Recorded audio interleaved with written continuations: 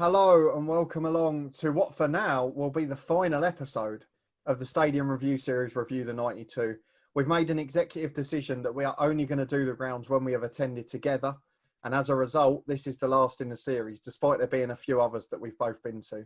So it does mean that we'll be able to remember all of the ones we do in future well, and that we'll have to savour this one a bit more. And that's going to be difficult for a number of reasons. So for those of you who are new along to the series, firstly, sorry you've only turned up for the last one. And secondly, that we talk about each football stadium and rank it in key certain areas: atmosphere, location, value and character. And we move on today to our most recent professional football game, certainly, which was Wigan Athletic versus Luton Town on the 7th of March 2020 at the DW Stadium, of course, which we'll be talking about today. So if you're looking forward to that one, please do put a thumbs up on the video. Subscribe for weekly episodes from this series until today, and new ones coming soon. Hopefully we'll be allowed back into the grounds, and daily FM20 content as well. But the reason this one's going to be hard is because it was an awful game. So we'll talk about that in a moment, but let me take you through the stats first.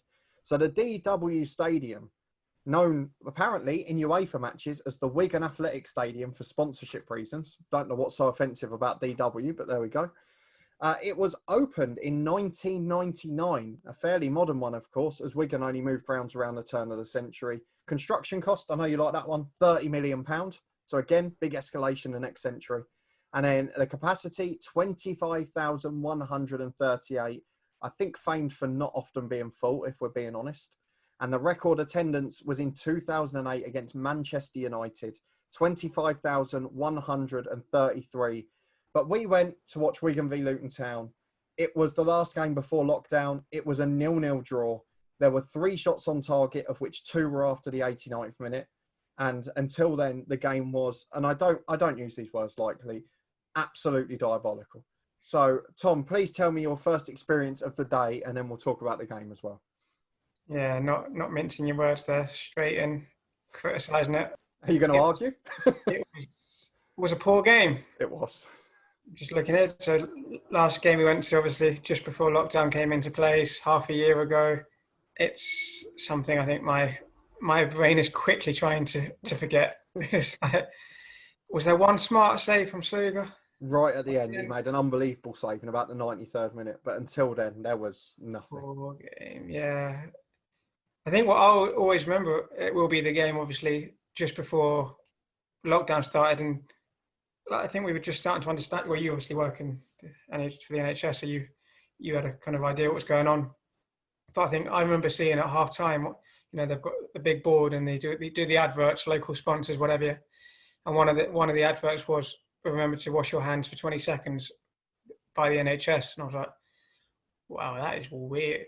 To see that at a football game is like, maybe this is serious, isn't it? Yeah. And obviously, yeah, who knew how serious it would turn out to be? But that's probably what I'll remember from that game, being the one game before we had our freedom kind of taken away.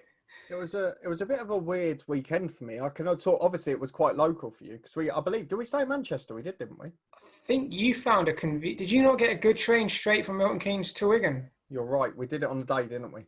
But all I remember that weekend was, you're right, actually, because I went home at about 10 o'clock in the evening. It will lead on to all of the slightly intoxicated Luton fans that I was on the train home with, and also Millwall fans, I think, or QPR fans, because they played at Preston. I think you texted me that, QPR, yeah. And it was just QPR fans and Luton being separated by a carriage of like attendants and whatever that wouldn't move or anything. I remember that now. That will come on to that.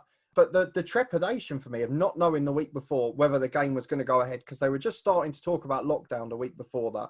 Obviously, it came half a week later. We had the situation where you're going to the train station in the morning. People are trying to avoid each other. It was starting to look like a bit of a distanced area. There were people wearing masks. I know not as many as obviously now where it's mandatory, but it was just where the world was starting to look a little bit different. And I mean, it wasn't a problem at Wigan itself, because once you got to the ground, it was very easy to social distance on the day, as we've mentioned about a couple of others. But even sort of like around the shops and things like that, it had a little bit of a different feel to it. So I remember it being a bit weird for that reason. In terms of Wigan itself, the main thing I remember, quite a long walk, but not a particularly bad one, but it was quite long. Yeah, you're right. And we had a subway near the ground. That was that went down before, Costa after, wasn't it? Yeah, really helping out. I was going to say the local economy, but they're just two massive chains, so not really the local economy at all, is it? But for us, I guess that will lead on to location because it was conveniently placed for things like that. But for us, we start with atmosphere, and let's be honest, this is where it's going to get the worst of the day because there were 10,292 fans. Under 9,000 of them were home fans in a 25,000 seater. Wigan were just starting to turn it around, actually. I know what happened during lockdown and afterwards was devastating, and, you know, I wish Wigan the best because the fans don't deserve that. And Luton have been in a very similar position before. It just seems strange that they're a club that are famous, let's be honest, for not really having a fan base for their stadium. And it was always the case, even in the Premier League. But that was bizarre. I mean, it's almost a cliche. It's been said, hasn't it? Even when they win the Premier League and having the best years of their history.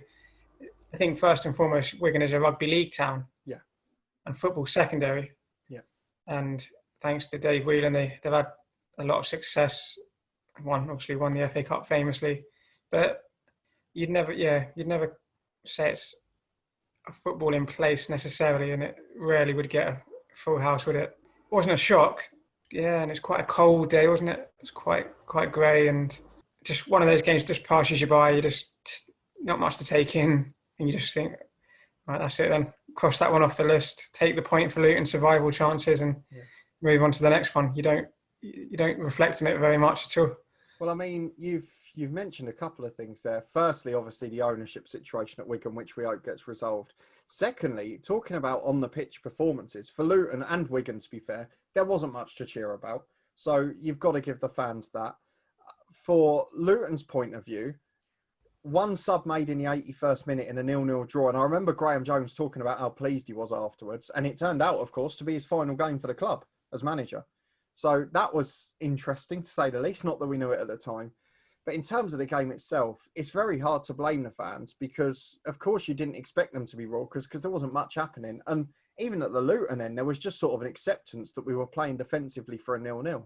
Yeah, both were in a relegation fight by that point and probably thought a point away from home, probably maybe Luton might have thought, we'll take that. And neither really went full throttle to get that winner. I don't think you could say. And I think after the game, I thought, well, this isn't looking good. I thought we got Luton. This is a League One team, and that's where they're destined to be.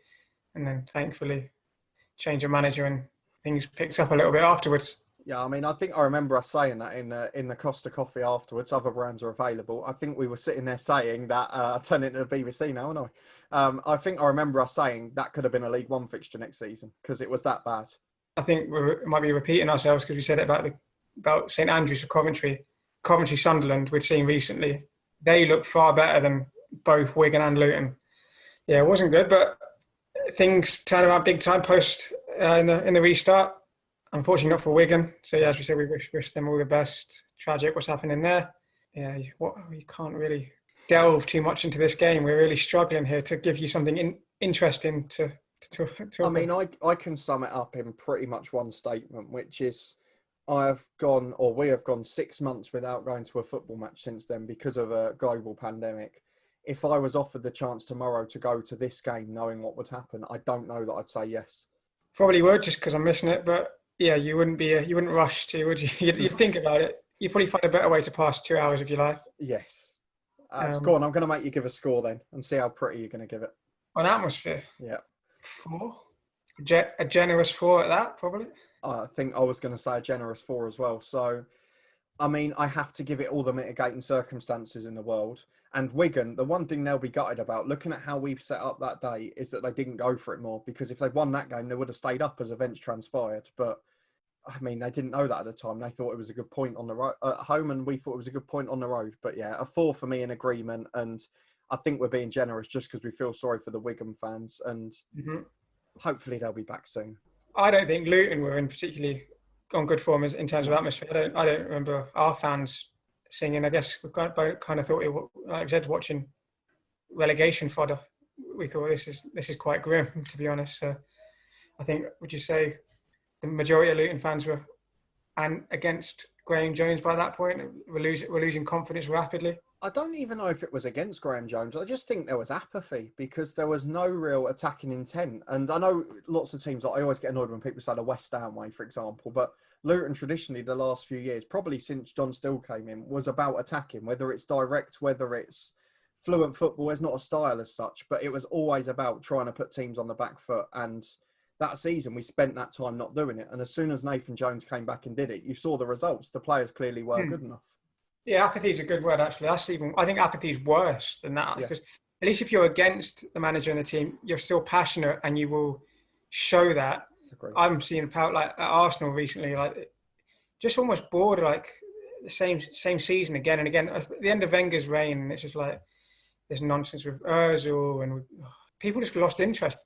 They weren't angry or they weren't happy. They were just like, I can't care. I don't care at the minute. That creates an even worse atmosphere, in my opinion. I mean, I completely agree. It's the one thing I was going to say. In lower league football, if you can get fans to a state where they don't care when they're going halfway across the country to watch their team in a boring 0-0 draw, then you've lost it, basically, haven't you? You've completely lost it as a football club. But that was Luton at the time. Let's move on to location, because I think it picks itself up a bit here. I mentioned a fairly lengthy walk, but it was all easy and flat. I remember we got lost briefly once, but it wasn't too bad, really. But the ground itself was next to a massive retail park with pretty much every restaurant, fast food outlet you could think of, and loads of shops as well. So I presume a lot of free parking there as well. It made for a very good, convenient location for fans travelling by car and fans who wanted to get lunch and make a day of it. It did, and Wigan obviously is Greater Manchester, one of the biggest cities in the country. That it's relatively easy just to train out from Victoria. I think I got so yeah. You can. I'm sure any away fan can get to Manchester fairly straightforward, and it's not far from there. So I think Wigan. It's not the middle of nowhere. It's quite easy to get to. As we said, other options are available, but you're well catered for around the ground. We had a nice lunch, and I do feel like we need to make up for the negative score for the atmosphere location. So I'll give it a nice steady 7, I think, for that. Yeah, I'm tempted to go around the same. I mean, I've got to talk about, I know it will come into value as well for the day itself. But from Milton Keynes to Wigan, I've just looked after you reminded me. My train in total to and from Wigan from Milton Keynes was equaling less than £16. So that's pretty remarkable to travel that length of the country.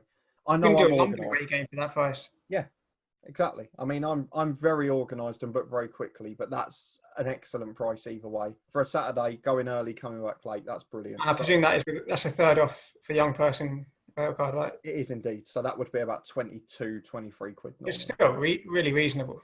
Yeah. But I guess that does sort of lead on to value, doesn't it? Which is ticket prices. Now, I start to see here, and it's not a disastrous price, but I do start to see here, as you mentioned, in a largely rugby town, why perhaps the fan base isn't quite so energetic. They're a club that had been in the Premier League not long before, had won the FA Cup not long before, and they were charging £23, which is probably, in normal terms, about average, probably just above, if anything. But given the position of the town, it's quite hard to judge as a football club, isn't it? We didn't know what was going on behind the scenes, obviously, but for them to try and judge how do we get as many people in as possible and how do we make sure that we're getting value for it, that's got to be one of the harder bits of being behind the scenes at Wigan. Again, it was only half a year ago. I'd already forgotten how much the ticket cost. So, again, that's just evidence of my mind really trying to forget this game. To me, that does sound quite expensive. You'd think there's a lot, like we've said this a few times, clubs in the Northwest are competing with 2 European giants. Yeah. And if you're charging 23 quid for Wigan and say City are doing an offer, I don't know, for a League Cup or even a Champions League night where they famously have tried to get people in on deals, you're already probably losing people to United and City as it is in the area. You just think, be careful about giving them the push that you don't want them, like forgetting Wigan Athletic and just going to support one of the two big teams, because you've got a lot of competition already in that area. I mean, I guess we sort of have to commend Wigan fans for not going, really, because it's later found out where all the money was going. But it is a good price generally. Most games have been more than that. It's still less than Stevenage, which I keep harping on about every week since. But if I was just going generally, I would have to give it probably an 8. But I'm going to downgrade it to a 7 for Wigan just because One, it was an awful game, which is hindering my judgment, and I accept that. Two, I'm guessing if you had a category A, B, or C system in place, that would be probably category C at home to Luton for most championship sides. It was over half empty. If you go to a game for an average price, you want there to at least be a brilliant atmosphere or something special. And I guess it sort of had a feel of a friendly about it almost, which made it quite hard to accept in a crucial league game. I know we are reviewing the 92 as one-off games, but I almost do think we should add almost like a caveat in this, that we should take into consideration what a season ticket works out as across all the home games. Because I bet a lot of these clubs, I think we've said this before in previous episodes, probably do a really good offer if you're a season ticket holder. It just works out quite expensive for those that pick and choose which games they go to. And obviously, as away fans going to Wigan once a year, you probably think, oh, that's quite steep. But maybe if you work out a season ticket, it's only 17 quid a game, 18 quid. You don't know. I think that's a fair argument that we should take into consideration. I think we've mentioned that again before in other episodes. I mean, I guess the problem for me is I would normally like to consider that away fans should be capped. Their away ticket prices should be capped to support away fans. But I think as we move forward now, probably at least for the next year or two, away fans are going to be a thing of the past, aren't they? So I wonder what state it's going to be in for away fans when and if they eventually come back to football grounds. Anyone's guess. A bit morbid, wasn't it? It's a lot to consider, yeah. Just made me feel quite sad that the prospect of not being able to go to an away game for maybe I'm 28 in 2 days. Maybe on the 30th might be able to go to an away game. Hopefully. I mean, I'm certainly not going to be able to go to every Luton game this year, even as a home fan. So they can't let away fans in until all the home fans are back. So I've got a feeling we could be seeing for quite a while stadiums that are all home fans, unfortunately. So could make, if they get that towards 50%, 75% capacity, all home fans. Be interesting to see how that plays out as atmosphere-wise. If that intimidates the away team, you see people becoming even stronger at home. Real fortresses, yeah. We'll wait and see on that. And just as a very quick side note, for those home grounds that we're going to in the future, if it's particularly League Two ones that wouldn't normally get to that capacity once we get there, we could potentially be sitting in the away end as a home fan on those days, which is there's so many things that are going to be added into this, which I'm sure we'll get to as we go through the 92. But let's move it on to character. Now, this is where it gets quite hard. It was built in 1999. It didn't have a huge amount of character. There's a good Dave Whelan statue outside with the FA Cup. I actually quite like the look of the ground in terms of what they've done, the way they've set it out. It's still got that little bits you can see out of in the corners. It feels older than it is. It looks like they've tried hard to make it feel like a traditional stadium still at places. It does, yeah, you're right. It doesn't have all the corners filled in with seats. It's four. Is it 4 stands? Yeah, 4 single tier stands. Yeah, that's it. So yeah, in that sense, it is traditional. But you're right. I'm just trying to think about the outside of it now. An Italian restaurant built into it. Yeah, spot on. Tiny one. That's something unique, isn't it? They're weird. You notice that? Because you're like, wow, we could have gone here. Yeah. If we'd have known, we could have had a lunch just before in the stadium. That's quite cool, actually. That's something unique about the DW. Agreed. And for me, the other thing really was the fact that I know I've talked about stadiums I like where there have been 2 tiers that are very short and on top of each other. But this one was probably the opposite thing, which I like as well, which was single tiers, but big stands.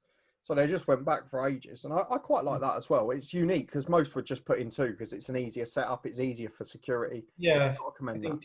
I'm obviously on a much smaller scale, but I think that's like Dortmund have that big, the wall, don't they? The big stand. And I think Spurs have that behind one of their goals at the new ground, just one huge. Yeah.